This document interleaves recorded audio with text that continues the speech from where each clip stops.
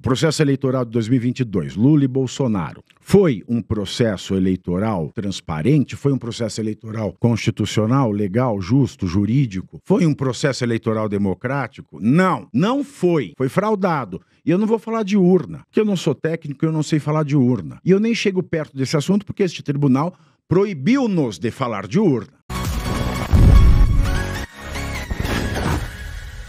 Processo eleitoral de 2022, Lula e Bolsonaro. Foi um processo eleitoral transparente? Foi um processo eleitoral constitucional, legal, justo, jurídico? Foi um processo eleitoral democrático? Não, não foi. Foi fraudado. E eu não vou falar de urna, porque eu não sou técnico e eu não sei falar de urna. E eu nem chego perto desse assunto porque este tribunal proibiu-nos de falar de urna. Numa democracia você pode falar de tudo. Claro. Que democracia vem do grego, demo, povo, kratos é poder. Então não é governo do povo, pelo povo, não, é poder do povo. E numa democracia representativa, quando você elege alguém para administrar, para legislar e confia na legislação que estabelece os critérios para a escolha daqueles que vão julgar, que poder sobra ao povo nenhum, já que todo poder emana do povo, poder não é flátula, não é peido. Você escolhe pessoas para legislar, administrar e confia no processo de escolha daqueles que vão julgar. E que poder sobra ao povo? O poder de contestar, o poder de falar.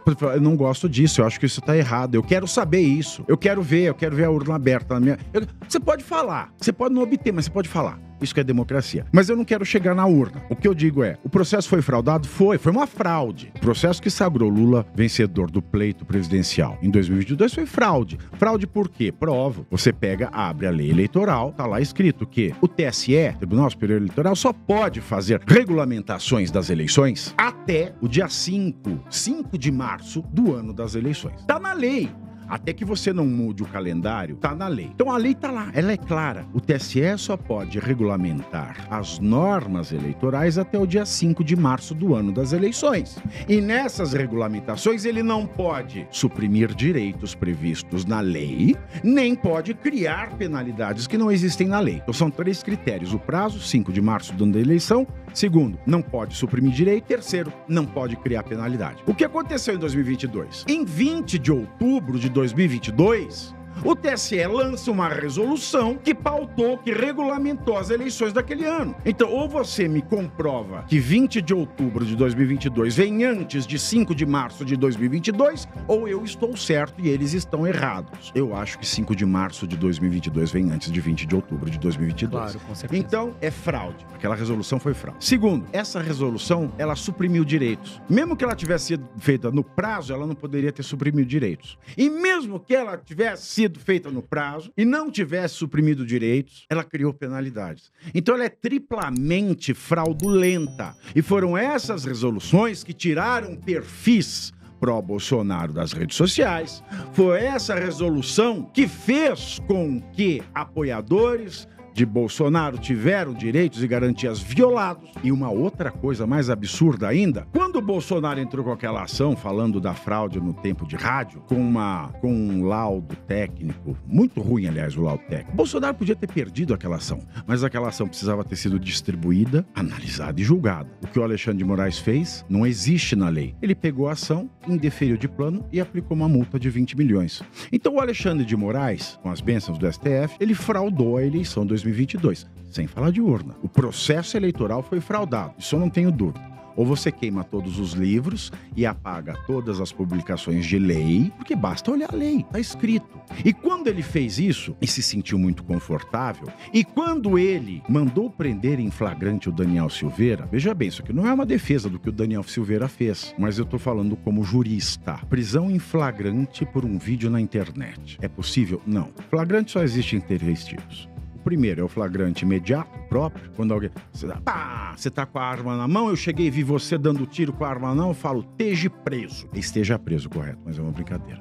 Leva a sério. Então a pessoa vai presa em flagrante. Quando você viu a pessoa fazer com o revólver, saiu correndo, aí começa a perseguição, você pega, é o flagrante, continuado.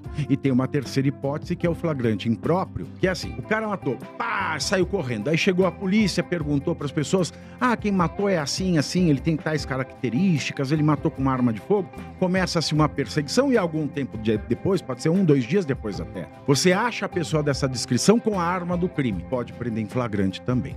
No caso do Daniel Silveira, ele fez um vídeo, não sabe se quando, aí ficou flagrante eterno, que não existe na lei. Quando o Alexandre de Moraes sentou no banheiro, abriu, viu o vídeo, falou, é prisão em flagrante. Mas o crime de ofensa, crime contra a honra, não comporta a modalidade de prisão em flagrante. Então ele errou porque não há flagrante eterno, não foi nenhuma das 3 hipóteses legais. Errou porque o tipo penal não admite prisão em flagrante, calúnia, injúria e difamação. E depois porque ele é parlamentar e os parlamentares consentiram com isso. Aí o STF se sentiu mais forte. Veja, nós conseguimos mandar no Legislativo, eles não estão nem aí para a própria imunidade parlamentar, nós mandamos no processo eleitoral e ninguém falou nada, e a partir daí o STF passou realmente a ser um conselho de ministros como era no Portugal fascista de Salazar. Nós temos um conselho de ministros que manda e desmanda no país. Isso foi acontecendo, teve o 8 de janeiro, se sentiram mais fortes ainda, quase 2.000 prisões em flagrante. Flagrante? Tudo bem, flagrante. Mas em 24 horas tem que ter audiência de custódia. Não teve, ninguém reclamou.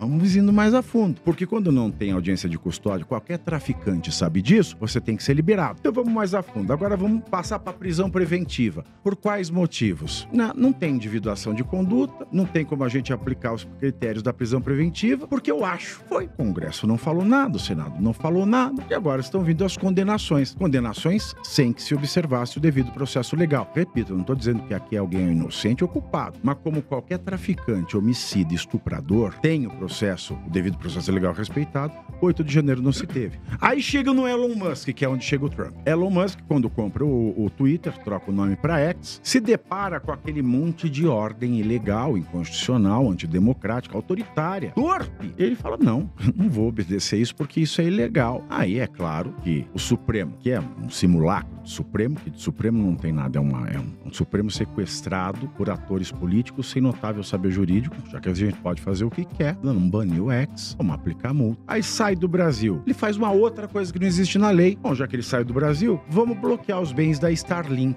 Aí não tinha nada a ver uma coisa com a outra. Por que ele não bloqueou os bens da Ambev para garantir as dívidas da Americanas? Faz sentido, o mesmo sócio, né? Exatamente, porque isso não pode, isso é ilegal. Você não pode bloquear uma empresa que tem o sócio de um processo, mas que tenha outro sócio. Mas por que ele fez com o X e com a Starlink? Faz total sentido. Então, se ele fez aquilo com a Starlink, ele devia ter feito com a Ambev, para garantir a Americana. Mas não fez, mostrando que isso é uma ditadura. Bom, Elon Musk se aproximou de Trump. Trump já sabia de toda essa questão, desta ditadura envergonhada, desse fascismo acadêmico de quinta categoria e sem academicismo que se instalou no Brasil. E agora, é claro, com Trump presidente, com a maioria do Senado republicano, a maioria da Câmara provavelmente republicana, é óbvio que ele está mexendo com empresas americanas, este ditador está mexendo com empresas americanas, e existe, sim, uma probabilidade, vou dizer probabilidade é muito alta, possibilidade de que esses ministros não possam mais ir para Harvard, dar palestra, etc. Isso vai ser a morte. Se alguém tiver bens lá, por exemplo, eu não sei se tem, Alexandre de Moraes tem bens nos Estados Unidos, bloqueia bem, bloqueia a conta, ele é o presidente, ele tem o Senado, ele tem a Câmara. Será que vai acontecer isso pode acontecer. Por